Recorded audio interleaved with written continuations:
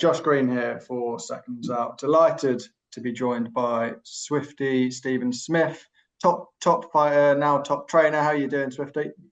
Good, mate. Thanks. Yourself? Yeah, very well, mate. Very well. Thank you very much. You've been out in Portugal with Charlie Edwards as he prepares for Thomas Essomba next month. Exciting times for Charlie, sort of back up and running now and heading towards that European title. Yeah, do you know what? It's a massive opportunity for him. It's a good fight. There's a lot of interest shown in it with the sort of the rivalries that's coming about. But you know what? I'm happy with Charlie where he is at the minute, and he looks really well. Since you've sort of taken on Charlie under your wing, what are the improvements that you've seen in him? Because he obviously had a lot of time away before he sort of joined up with you. Yeah. To be honest with you, I've been very impressed with his maturity, with his level-headed way of thinking, and being on the same page a lot of the times. Saying, look, this works better than doing this, and him agreeing a lot of the time, and both just planning things out really, and seeing how the improvements can help make him a better fighter. And as I say, when you've got a fighter on the same page as you, it's a lot easier and it's a lot more refreshing to be able to coach someone in that way. As a trainer, how do you sort of decide on whether you want a fighter to become part of your stable? What are the things you look for in a fighter when you're deciding to work with them? For me, myself, it's just, you've got to be all in. I couldn't imagine coaching someone who was, lazy or like not completely dedicated or whatever else. It's not me. I couldn't imagine being involved with a fighter like that. So when I commit to a fight in the gym and I put everything into them, I just expect nothing less than the same back. And, you couldn't really ask for more. When anyone who's been in the gym with Charlie Edwards will know how much he gives to boxing, and, he gives 100% every session, and you could ask if a fighter, he's there. So it's been an absolute pleasure for me. Charlie obviously sort of made his name a lot lower down at flyweight. He's now working a couple of weights up around bantamweight now. How have you seen the sort of acclimatization to getting used to that bantamweight and sort of filling into it? Yeah, definitely. He's a solid bantam now. He's really matured into the weight. I do feel your body thickens when you get into your 30s anyway. I feel like you can settle into a weight and you become stronger at it. And I can see that now with Charlie. He's a fully fledged bantamweight, and I can see him causing a lot of waves in that division. I think it's a very I've said this before, it's a very wide open division. And they sort of blew the division apart and then moved on and left everyone to fight for what was left. And at the minute, the 4 world titles are all in Japan, so it looks like that's the end goal, to sort of make your way over there and take a belt. But along the way, he's doing it the proper way. He's going and getting the European title, and then moving on from there. So I think people will see his progress as a bantam, and see that he's there to aim to be the best. Charlie's brother Sonny is obviously involved in some way as a manager of Thomas Essomba, Charlie's opponent on the night at York Hall. How much of a part do you think Sonny's got to play, and is that something that's coming into the thinking of Charlie in the camp? Listen, no, it doesn't enter Charlie's head. Listen, for Charlie himself, it's just, it's about beating the opponent and taking his title, and that's no different with Thomas Essomba. So Charlie can't let it bother him. I sort of, being very close to my brothers and having brothers who are fighters, I sort of see it as the flip side, and I feel for Sonny in a way. I think that must be a weird position to be in, to be managing your fighter and getting him the best opportunity, but it happens to be against your brother, and you're then up against family. I think that must be a bit of a strange position for himself, and he's going to be found in that position on the 27th of September. And I don't know whether he'd be happy with it, feel a bit weird on the day. I don't know, but as I say, for us, it's just business as usual, and we've got to go out there, and we can't let Sonny get that part of the angle toward the story get into his head. He's got to just basically focus, beat his opponent, and then move on past it. And Sonny's obviously come out and said that he expects and he's backing Thomas Essomba as obviously the fighter that he manages. Was there any sort of surprise in that? It's a strange situation to be in, isn't it? Yeah, that's what I mean. I just find it a bit of it's a bit of a strange one. It's a bit of a strange situation to be in. I couldn't imagine myself being in that situation. But look, Sonny he's invested in managing fighters now. He's putting his time into it. Um, he's still fighting himself. He's had a great career. He's a world champion, and went and lost his belt at the very top level. So he wants to go back and become world champion again. So there's not to say he can't do it. He's in a division where he's right up there, so he can go and do that. For while he's managing fighters, he's like sort of made no bones about it. He's backing his fighters, so that's all well and good. And as I say, we just can't get caught up in it. We've got to just keep Charlie focused on the job in hand and get him to go and win and become the new European champion. There has been talk in the past about sort of a Edwards versus Edwards face-off, Sonny versus Charlie. I wonder whether it was if you were in a similar position and the weights matched up, whether that would have ever been in your mind when you were a fighter. No, listen, it would never enter my mind. As brothers, there's not sort of that rivalry with us.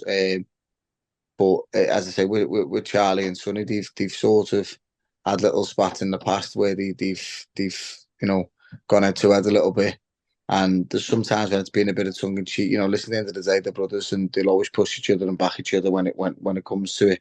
But it's ebbed and flowed where they've entertained talks of fighting each other in the past. So there's definitely rivalry there, and now it's mapped out the way that Charlie's come across Sonny's fighter. So Sonny being Sonny's like, I back me fighter, and he's stood up and he's basically come out and said that. So straight away it's sort of up to Charlie now to not let it get his back up, and show he can still be focused and he can still be set to the job in hand and go and still do it and go and perform and prove his point, prove his side really that he is the better fighter and he can come up with the belt then on the night. You worked closely with Joe Gallagher throughout your career. I know Charlie previously worked with him, and it didn't sort of end on particularly good terms between those two. Were you surprised to see that happen between those two? No, listen, I don't really know all the ins and outs of what went on, but I've heard enough, and I just I think it's behind Charlie now. He's got a new lease of life. He's got a he manages himself now, and he's pushing on with his career as best as he can. And it's all the dark days in the past. Now he's pushing on forwards, and he's setting goals ahead, and his ambition is to be a world champion again. Your brother Liam Smith out against Josh Kelly at Wembley, a massive opportunity for him awaits there, and the weight could be a really big factor in that one. Obviously, Josh Kelly's moving up a significant amount. How do you view that matchup? Do you know what? I think it's a very, very interesting and entertaining fight for people because they're going to judge Liam on the back of his last performance, and they're going to think, oh, he's there for the taking. Josh Kelly's, he's this, he's that, and they're going to probably judge Liam on that performance and think Josh can be as flashy as he wants, and it'll be a good night for him. But anyone who knows boxing knows that that's not Liam, and that wasn't Liam on the night. And it's if whatever way you look at it, if they go into it expecting that Liam Smith to turn up, then they're in for the rude awakening themselves. But it depends on which angle you look at it, because you could also look at the first person who stood up and hit Josh back, which was Avanesian, and he absolutely broke him. So if you get Liam on a good day, then it's a very bad night for Josh. So it's an interesting fight. A lot's going to be made of what Liam turns up, and if Liam's at his best, then we're very confident he's going to put a really good performance in, and he'll move on to better things. When Josh Kelly sort of turned over, there was a lot made. He was a big star and he was quite brash. I think people expected more of him. What have you sort of made of his journey? Josh is a good fighter. He's a really good fighter, but he's a really, really, really good fighter in his own comfort zone. He's good when when the chips are up and he's got his space to do all his little flash moves and stuff. Then he's good. But when someone put the head on the chest and hit him back and bullied him, he basically got away out. It just didn't seem to enjoy that side of the game. And there's gonna be times in professional boxing when you've got to tough it out and you've got to, bite down your gum shears, you've got to take your licks, you've got to get up off the floor, stuff like that. And I don't think any of that side Josh has shown as yet, and I think that's what you really takes to get to world level. So maybe he's lacking in that department. Maybe he might come out and try and, prove that he's got that side. I don't know, but every question will be answered from Liam because, we honestly believe that Liam's a better version than Avanesian. So Liam turns up at his best, then we're very confident he can do what he's going to do. How do you think it ends, that one?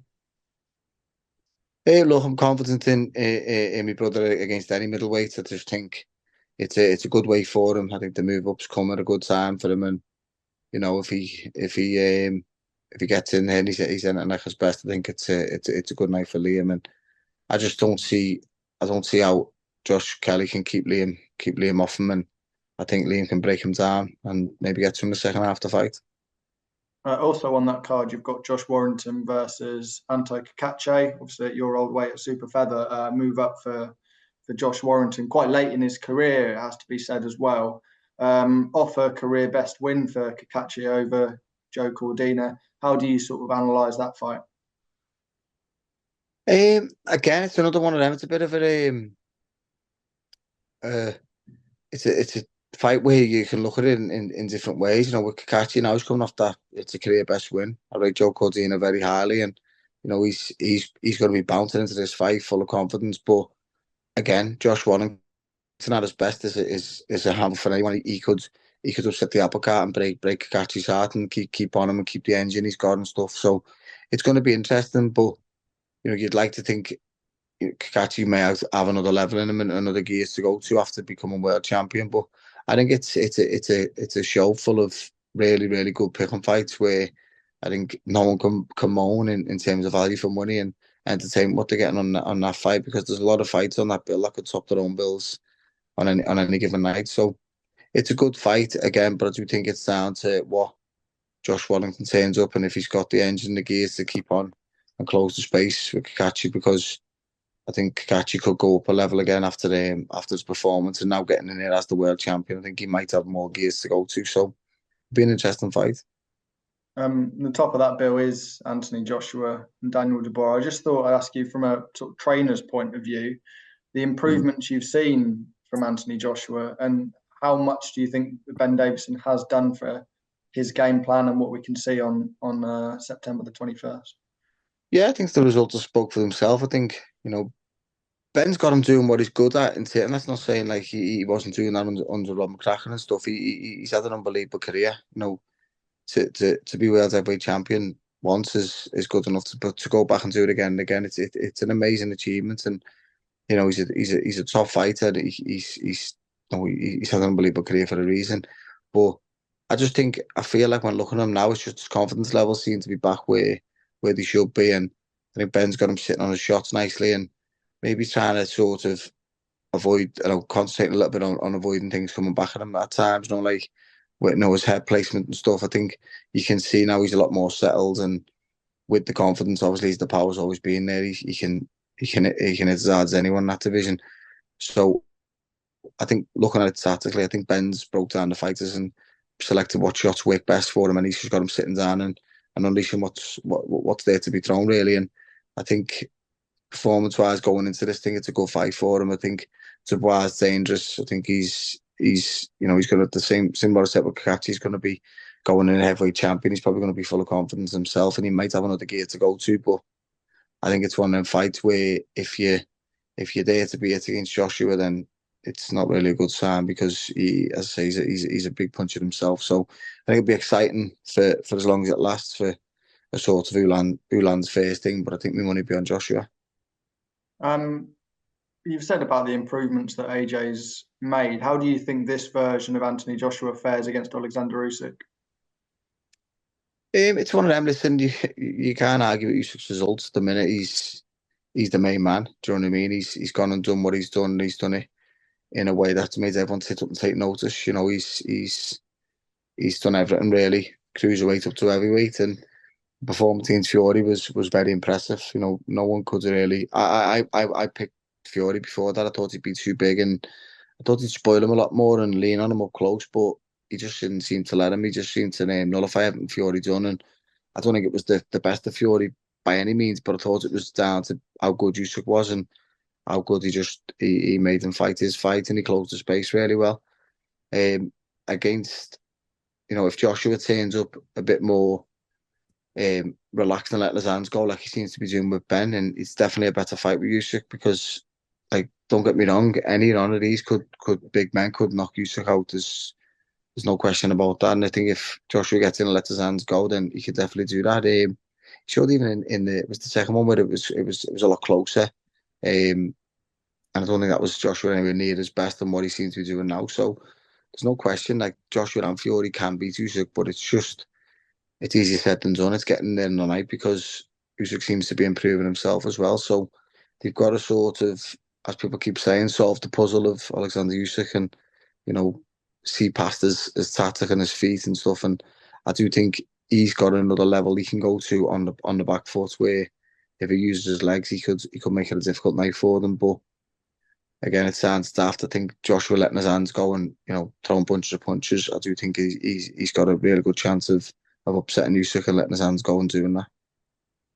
Final bit of business. Is there any news regarding Callum's return, Callum Smith? Is there any news we can let me in for that? No, he's gone on holiday with his family. He's coming back. He's basically waiting on this undisputed fight, isn't he? He wants to be world champion again. He wants the division to sort of open up a little bit, and if it's probably going to be an easier decision for him to make once these have fought and we see what's happening with the landscape of the division. But I think he'll fight again. He spoke about, he's been back in training, he's been back punching again, and he does miss it. I think he's going to get back in and he's going to have one more run for a world title. But he just needs to see what's happening with the division, to be honest with you, because while the belts are all tied up and waiting on the two fighting for undisputed, it's a bit quiet. But hopefully they'll fight. We'll have a bit more of an idea of what's happening with the belts, and he can have one more run of being world champion again. That's good to hear. Thank you very much for your time, Stephen. Appreciate it. No problem, mate. Yeah, we'll catch up soon, and best of luck on the 27th. Thank you, mate. Nice one. Take care, mate.